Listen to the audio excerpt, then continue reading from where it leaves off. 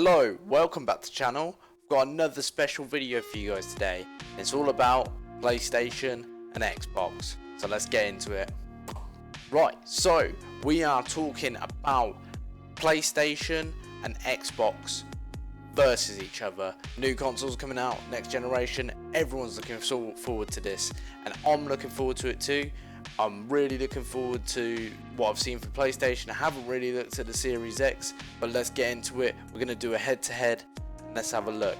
So we'll start out, we've got both the websites open for both of the products that are being shown. We've got the PlayStation 5, two different versions. You've got the one with the CD drive, and you've got the one without. Really good, straight up, this is what it looks like. I'm not sure if there's a black version, I wish there was. That will probably be something that I want to see in the future.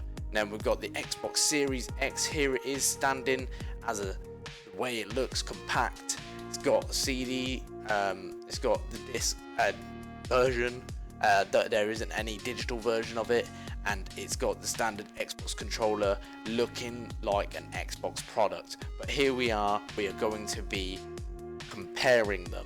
Now, we are going to go over PlayStation quickly. We've already spoke about PlayStation and what they've got, but I'm going to go into a bit more detail about what they're having, what's going on with them, and everything along those lines. So, here we have the PlayStation 5. As I said before, we've got the digital version, which doesn't have a CD drive, and we've got the PlayStation 5 with the drive. Now, what I have heard is that the price difference between these two is around people are estimating about $100, which is quite a lot of money considering you're only having a CD drive. So I don't think that's quite right, but it is going to have a price difference, which is great because it leaves it a little bit more flexible for the people who don't want to be spending that much money on a console.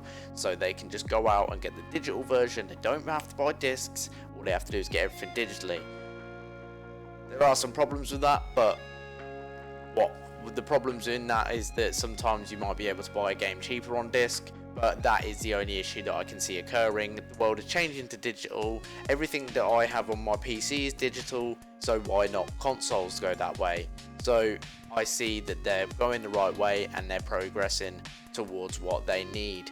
Now, I like the look of this PlayStation 5. A lot of people have memed it and said that it looks like a modem or whatever, but I do like the look of it, genuinely do. I had a question about if it could be laid on its side, and it can. This is something that can be done. I don't know why you wouldn't be able to do it, but obviously you can. The controllers look like PlayStation controllers. A lot of people are like, oh, they look like Xbox controllers, and maybe they're going towards that comfort feel, and that's what Xbox controller has over a PlayStation controller, I say as such, unless you've been playing with PlayStation controllers your whole life and then you've got that comfort. But this is what we've got. So I like the look of the PlayStation. I like the idea that they've got a digital version, and I like the reason why I like the digital version is because it gives people a lot more freedom and also frees up some money in the future for the people, say they want to buy a game alongside.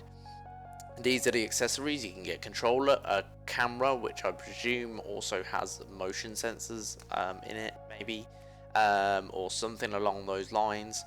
They're also going to have compatibility with PlayStation VR, which I don't think Xbox actually has so far. Don't take my word for that. If you guys know, don't slate me in the comments.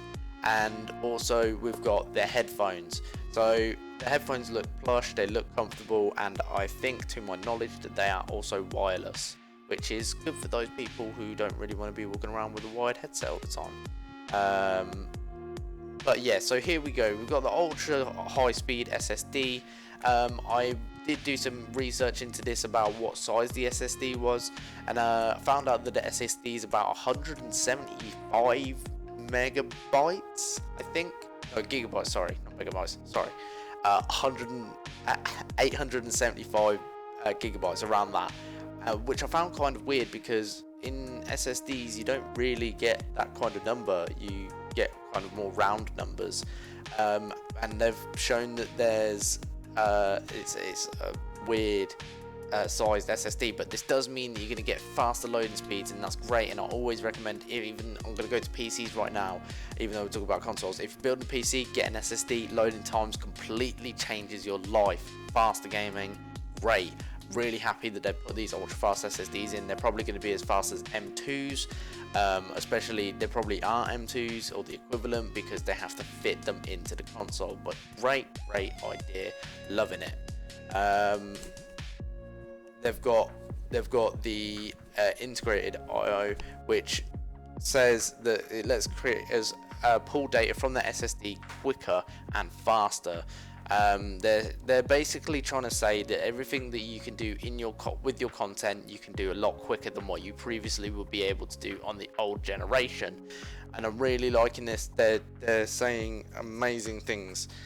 Ray tracing, a really big thing that's coming in with the graphical world. So we're having a look at the graphics, and the first thing that we see is ray tracing. Really good. Ray tracing is a shadow slash lighting effect that really makes gaming look a lot more realistic in the lighting themes, in a room, outdoors, everything like that. It looks beautiful, and it's come to PC, and now they're bringing it to console, which is amazing.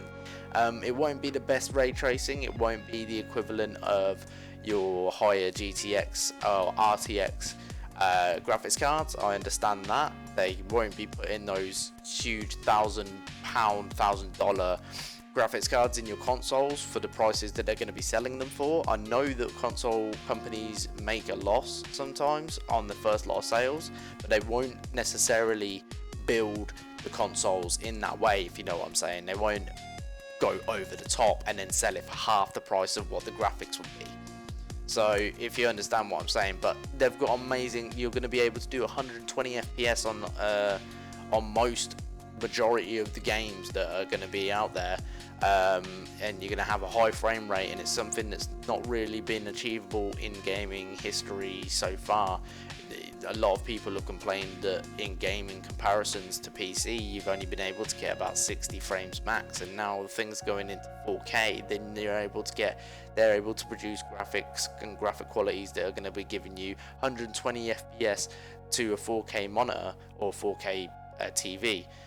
So it's really good, and now they're saying that they're also going to be doing 8K, so it's just going to be beautiful. The graphics is going to be amazing. So this is what PlayStation say that they're going to be bringing to the table, which looks very interesting. Now, I spoke about the games in my previous video. I always find that the PlayStation exclusive games are always better than the Xbox exclusive games. It's just a personal opinion of mine, but we've got Miles Morales, Marvel Spider-Man, as everyone knows. The previous Spider-Man game was spectacular, and I presume this is going to be made by the same people, and it's going to come out and it's going to be amazing. Horizon, I've heard, is an amazing series that's getting another game. We've got Ratchet and Clank coming back. We've got Gran Turismo, always an amazing game, beautiful graphics for a racing car game. And as we keep going, we've got new games like Returnal. We've got Little Big Planet coming up with more things.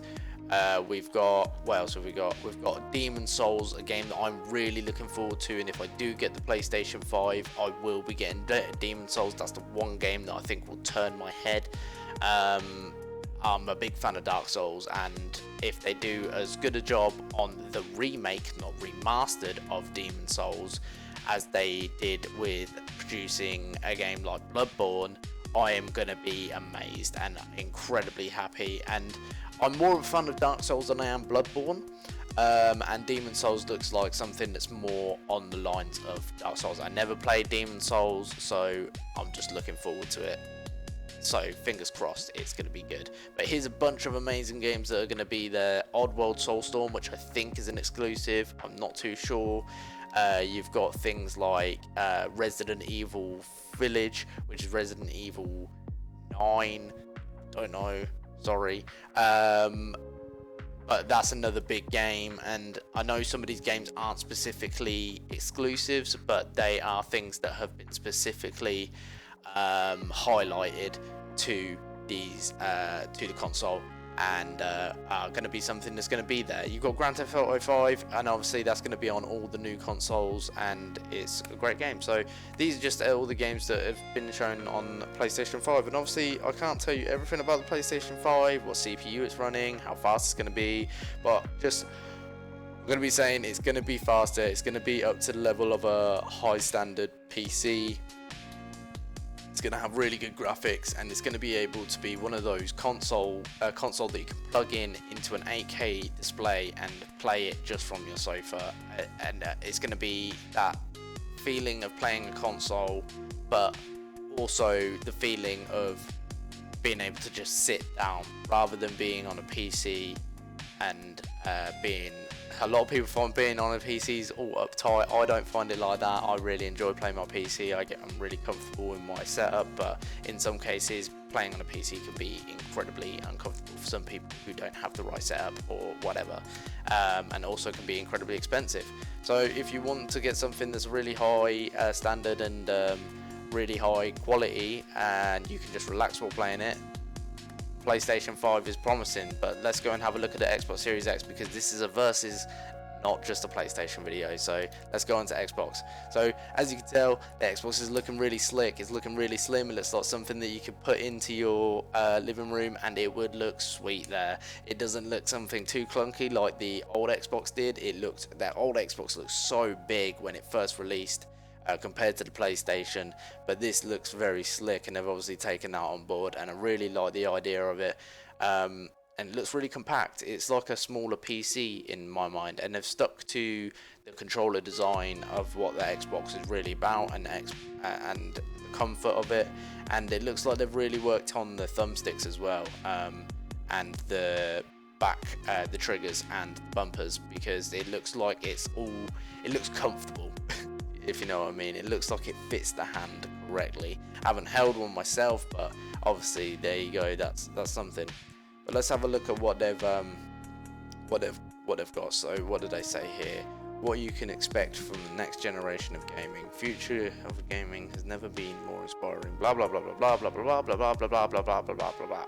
Raising a massive opportunity to stream console quality games and blah blah blah. So basically, they're talking about moving on to the digital platform and growing on the digital platform and getting rid of everything that's all the old stuff.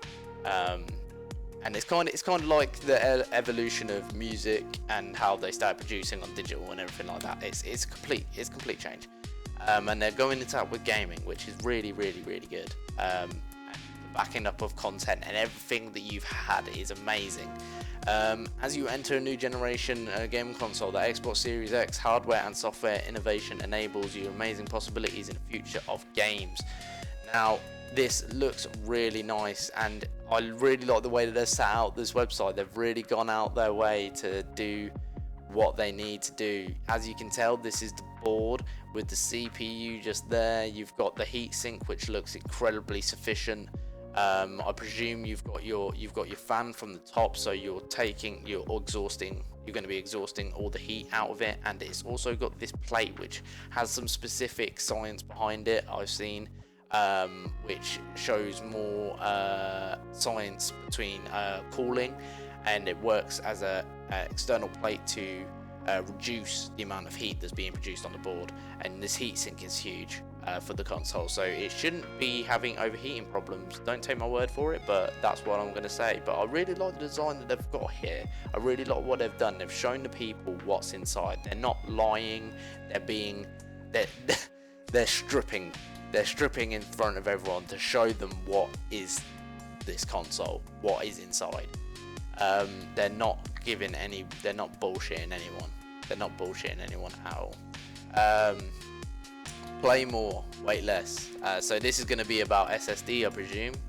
Gamers will experience more time playing, less time waiting on unloading. A great decrease thanks to the processing power of the Xbox Series X. So actually talk about the processor, something that PlayStation didn't do on the sections that I looked at.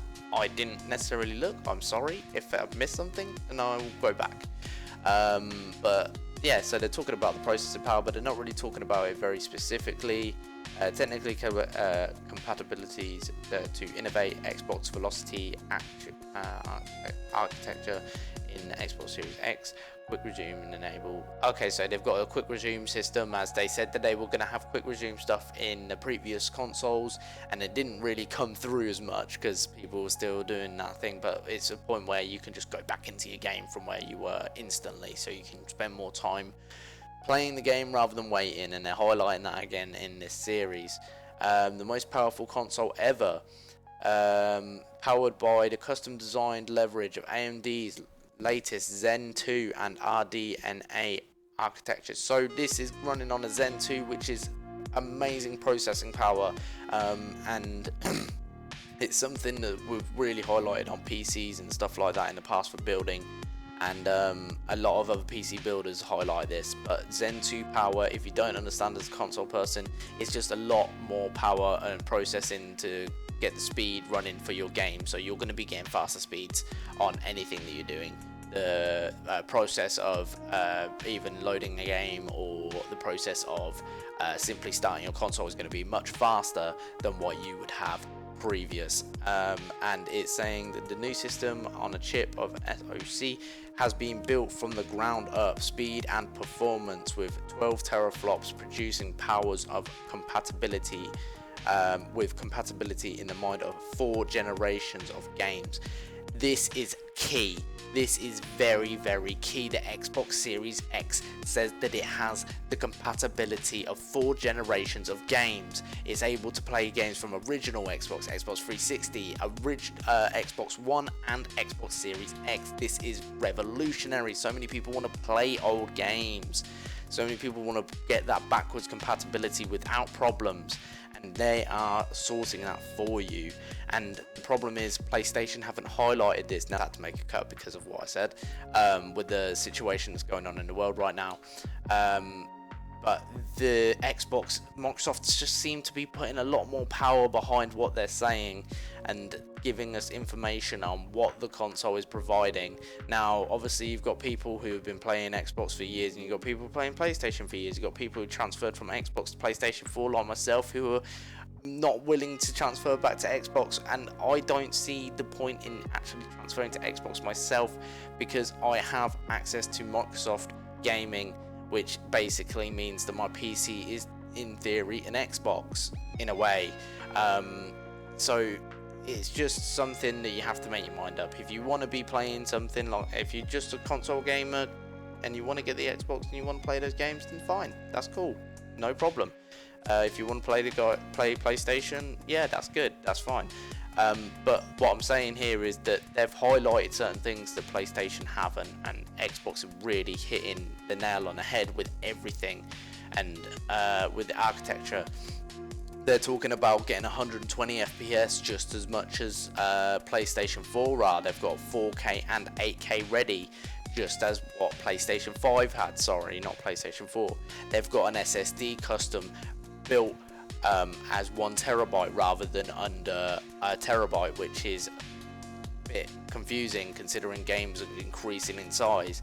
You can get that, and I also have information that I think you can remove the SSD yourself simply by just pulling a tag, and you've got the SSD out yourself. And they'll probably offer upgrades maybe in the future, saying that you can upgrade to larger space. And they also have, sorry to interrupt, but they also have a USB on this console, which means that you would probably be able to put a flash drive in the console and run off that. So that means you can get even more information off of a drive or storage for saving time and stuff like that.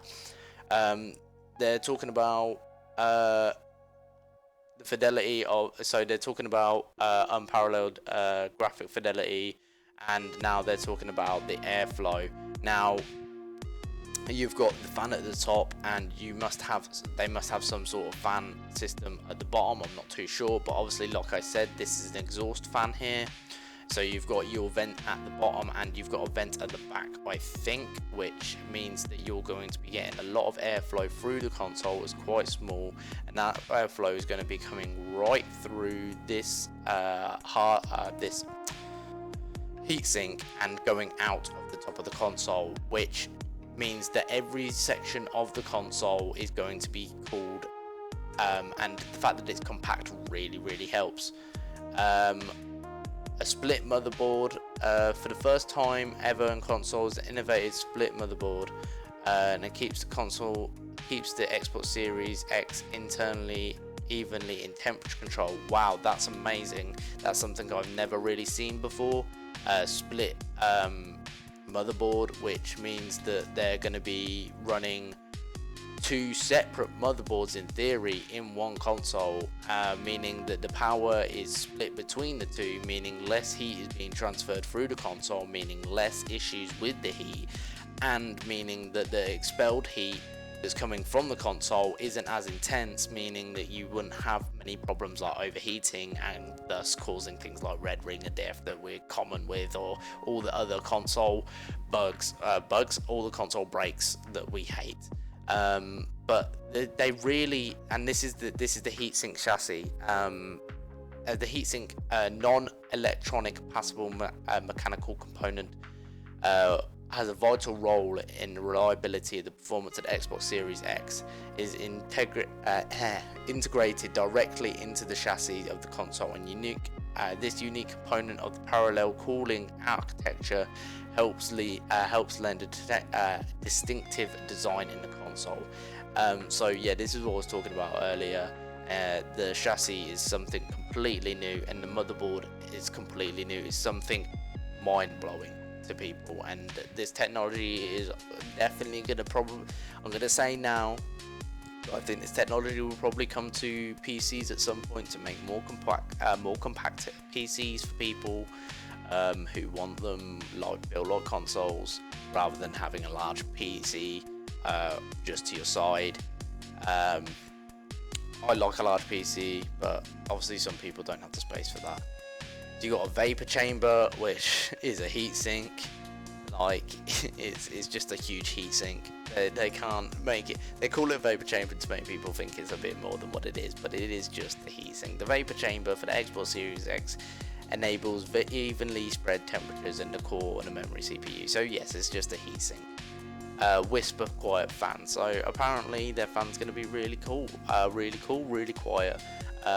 If this is true, then I would love to see a comparison between the Xbox Series X and PC fully built with Be Quiet fans, because Be Quiet a big company who are built around making quiet fans, and I wonder if they've got the similar kind of technology that they use to keep everything quiet. So it's quite interesting. And obviously there's the glow, just the classic Xbox black and green glow, with the green glow, looks really good and really nice on aesthetic. Here's the other thing: more storage without compromise. So Xbox Series X expansion cards provide an additional game storage at peak speed performance by replicating the console's SSD experience. The 1TB card is inserted directly in the back of the console. So this is what I was talking about. They are providing external storage. If you don't have enough storage, if 1TB is not enough, you can just go out your way, buy another compact SSD made by Seagate, a company who are amazing at making storage devices, very famous and very good for PC building, and they've provided it with people. I don't know how much it's going to be. It might be £50 along those lines, maybe even more, £70, depending on what they want to do on their pricing. But this is something that is amazing, is really good, and PlayStation haven't shown anything like that, which is a shame. Not sure if they're behind on this kind of thing, and they're not being able to show it because of certain situations. But this is just showing me something. Xbox showing me a lot more than PlayStation are right now. These are the games that are highlighted. So Assassin's Creed Valhalla, this is probably the most highlighted game I've seen so far in the series of things. So you've got that, you've got the Medium. I haven't really looked into it, it's a new game. Dirt 5, I've never really been a fan of Dirt. I would be looking more forward to a racing game. If they shown a new Forza, that would be amazing. A new Forza Horizon would be amazing, but they already obviously did that previous on the last Xbox. But if they did it again, that would just be the highlight, I think, of the whole thing. Then there's a bunch of other games that I've never really heard of, these exclusives. I've never heard of these exclusives that they're showing off. which is a shame because, and obviously they mentioned that there's ray tracing and blah blah blah, 60 FPS, more than 60 FPS, but there's all these games that I've never heard of them. Yakuza maybe I may have heard of, but there's nothing that stands out to me like PlayStation games do on their exclusive releases or the games that they highlighted. But this is the controller, looks very comfortable. They've taken on the old previous design just with a few edits. You can see better grip, better comfort for gaming for long hours, and they end with Power Your Dreams coming holiday 2020. So yeah, this is Xbox are showing me a lot, and PlayStation aren't. I think it's probably based on everything that's going on.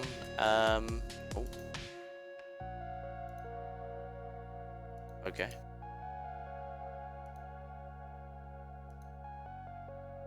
Probably everything that's going on with the current situation and everything like that. But prices, let's just quickly talk about prices. People have been talking about prices, saying it's around $600. Other people have been saying it's about $379. And it's all variant, it's all changing. A lot of people don't really know the right price and confirms, but people said that there was some sort of leak that came from Amazon that said it was going to be $600 for the console, and the PlayStation non-digital version was going to be about $500. Very expensive for a game console, I'd have to say. I'm not sure if I would rather have a $600 PC or a $600 console. But all in all, this is everything that you're getting. They haven't really told us too much when it comes to the PlayStation 5, when it comes to everything that's within PlayStation 5. I know that they say that they've got high graphics and high quality graphics, but they don't go in any detail as much as Xbox do. So it's a toss up. It also depends on what you want to play. Like, I'm not saying buy the PlayStation 5, I'm not saying buy the Xbox Series X, I'm not saying get a PC. Get what you want. But what I would say is do your research before you do. Play what you're comfortable with. Play with what games you want to play. If there's an exclusive on that console or a few exclusives on that console and you play that console, go for that console. Eventually you might get the other console if you've got the money. And I know that we're all not rich, I'm not rich. But yeah, this is just the comparison between the two. So I hope you guys enjoyed the video. I've got some more videos coming up soon, and yeah, so please like, dislike, leave a comment down below, and also please subscribe, because I know so many people watch these videos and aren't subscribed. So please subscribe. I've got a goal. I'm trying to reach 50 subscribers and then go to 100. 100 would be amazing. So please like, dislike, comment down below, subscribe, and share the video, and tick the bell for any notifications. That would be amazing. So I will see you guys in the next video, and bye.